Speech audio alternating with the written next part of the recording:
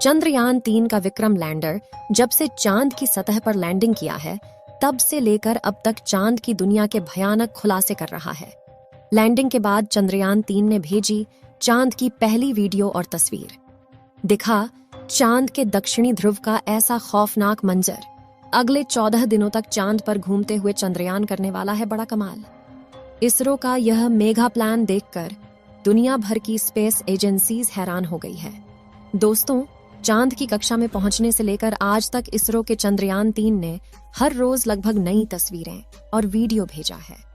और क्या आप जानते हैं कि रूस का लूना 25 जिस दिन क्रैश कर गया, उस दिन भी लूना के स्थित की दुर्लभ तस्वीरें साझा की थीं, जिसमें चंद्रमा का वह फॉरसाइट दिख रहा था जिससे धरती पर बैठकर किसी भी टेलीस्कोप से नहीं देखा जा सकता। लेकिन इस वक्त की सबसे बड़ी खबर यह है कि चंद्रयान 3 चंद्रमा की सतह पर सफलतापूर्वक लैंड कर चुका है, जिसके तुरंत बाद उसने अपने अंदर लगे एडवांस हाई क्वालिटी कैमरा की मदद से चांद के दक्षिणी ध्रुव की पहली झलक कैप्चर कर ली है। और अगले 14 दिनों तक वह बड़े कमाल करने वाला है, जिसका खुलासा आज हम इस वीडियो में करेंगे। साथ ही आपको दिखाएंगे इस मिशन से जुड़ा वह पहलू जिसे देखकर इसरो के लिए आपकी इज्जत 10 गुना बढ़ जाएगी। तो देखिए इस वीडियो को अंत तक। दोस्तों, 14 जुलाई को पृथ्वी से चांद के लिए रवाना हुआ चंद्रयान 3 ने इतिहास रच दिया है, जब उसने 23 अगस्त की शाम चांद के साउथ पोल पर लैंडिंग किया, जहां आज तक दुनिया का कोई देश नहीं पहुंच पाया। चंद्रमा आज भी अपने अंदर अनेक ऐसे रहस्य समेटे हुए हैं, इसलिए दुनिया भर के वैज्ञानिक इसमें काफी रुचि दिखाते हैं। इसी बीच इसरो की तरफ से बहुत ही बड़ी गुड न्यूज आ रही है कि चांद पर लैंडिंग के बाद चंद्रयान 3 के विक्रम लैंडर की कंडीशन बिल्कुल ठीक है, और इसलिए चंद्रमा पर रिसर्च करने के लिए अपने प्रज्ञान रोवर को चांद की सतह पर खुला छोड़ दिया है। और ये रोबोट अगले 14 दिनों तक चांद के बहुत बड़े खुलासे करने वाला है। वहीं विक्रम लैंडर के एडवांस कैमराज ने चांद पर अपनी लैंडिंग साइट की सबसे ताज़ा तस्वीरें भेजी हैं। इन लेटेस्ट फोटोज में सूरज की रोशनी को रिफ्लेक्ट करके चमक रही चांद की खूबसूरत सतह को साफ साफ देख सकते हैं। साथ ही यह भी देख सकते हैं कि चांद की सतह कितनी ज्यादा ऊबड़ खाबड़ है, जिसका यह हाल लंबे समय तक उल्का पिंडों की बारिश की वजह से हुआ है। वहीं लैंडिंग से ठीक पहले विक्रम लैंडर पर लगे लैंडर पोजीशन डिटेक्शन कैमरों ने चांद की कई कमाल की फोटोज खींची थीं। और इसरो द्वारा शेयर की गई इन तस्वीरों में आपको कुछ नाम लिखकर दिखाई दे रहे होंगे, क्योंकि चंद्रमा पर मौजूद बड़े बड़े इम्प्लांट फ्लैट है, जो यहाँ से तो हमें केवल कद्दू की तरह दिखाई दे रहे हैं। लेकिन चौंकाने वाली बात यह है कि इन्हीं रहस्यमय गड्ढों के नीचे 1-2 किलोग्राम नहीं, बल्कि पूरे 10 करोड़ टन पानी मौजूद हो सकता है, और कई बेशकीमती खनिजों का भंडार हो सकता है, जिसका रिसर्च करने के लिए विक्रम ने अपने प्रज्ञान रोवर को रवाना कर दिया है। तो चंद्रयान 3 के रिसर्च मिशन के ऑब्जेक्टिव क्या है, और ये अपने रिसर्च के दौरान चांद के किन किन रहस्यों से पर्दा उठाने वाला है, जिससे नासा और रूस को भी जलन होने लगी है। आइए जानते हैं दोस्तों। विक्रम लैंडर पर कोई चार्ज नहीं लगेगा, यानी कि लैंडिंग के बाद अब वो अपनी जगह पर खड़ा होकर चंद्रमा पर सर्च करेगा, जिससे यह चांद के पतले वातावरण के अंदर मौजूद प्लाज्मा पार्टिकल जारी करेगा।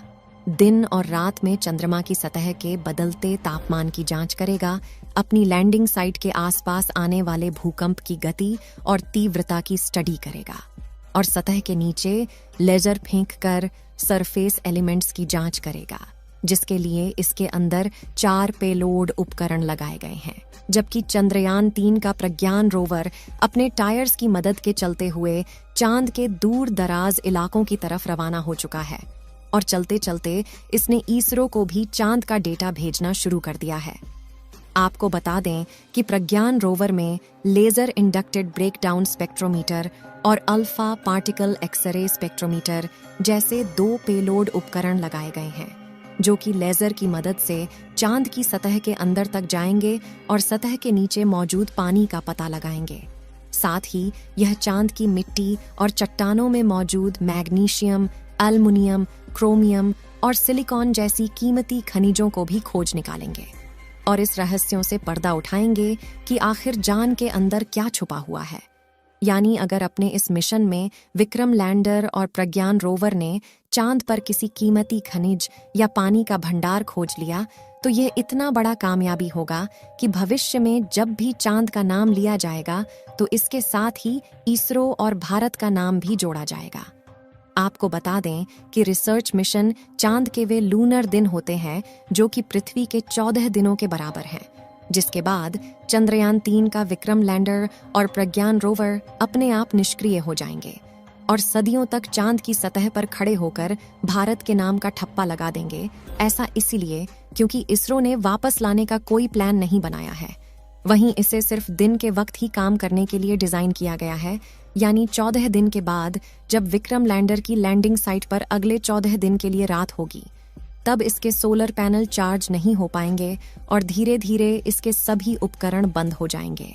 हालांकि यहाँ गौर करने वाली बात यह है कि इसरो के मिशन का सबसे महत्वपूर्ण लक्ष्य चांद की सतह पर सॉफ्ट लैंडिंग करना था। मगर ये सवाल आता है कि चांद पर लैंडिंग करना इतना मुश्किल क्यों है? क्यों 23 अगस्त का दिन इसरो के इतिहास का सबसे ऐतिहासिक दिन बन चुका है? और क्यों इसरो की इस उपलब्धि से ब्रिटेन, चीन और रूस जलकर राख हो चुके हैं? दरअसल दोस्तों, चांद के दक्षिणी ध्रुव पर उतरना आसमान से तारे तोड़ने के समान है, क्योंकि चंद्रमा के दक्षिणी ध्रुव पर सूरज की रोशनी उतनी नहीं पहुंच पाती जितनी चांद के दूसरे हिस्सों पर पहुंचती है। इसी वजह से चांद के दक्षिणी ध्रुव पर चारों तरफ घनघोर अंधेरा रहता है। वहीं पृथ्वी से चंद्रमा के इस क्षेत्र की दूरी ज्यादा होने की वजह से लैंडिंग के दौरान कमांड सेंटर का लैंडर से संपर्क टूटने का खतरा बना रहता है।